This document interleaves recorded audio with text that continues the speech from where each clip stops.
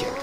అందుకే ఇప్పటికీ లోకంలో రాముడెవరు అని అడిగితే వశిష్ఠ మహర్షి చెప్పిన మాటల కన్నా, విశ్వామిత్రుడు చెప్పిన మాటల కన్నా, సీతమ్మ చెప్పిన మాటల కన్నా, తమ్ముడైన లక్ష్మణుడు చెప్పిన మాటల కన్నా రాముడెవరు అని అడగగానే రాముడెవరో చెప్పడానికి లోకంలో మారీచుడు చెప్పినటువంటి శ్లోకాన్నే ఆధారంగా తీసుకుంటారు.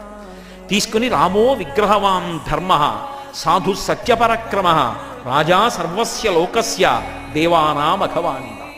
అందుకే పిచ్చి ప్రశ్నలు చెప్పకూడదు రామాయణం.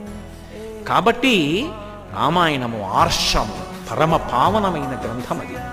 అందులో నేను మీతో ప్రస్తావన చేసింది అదే.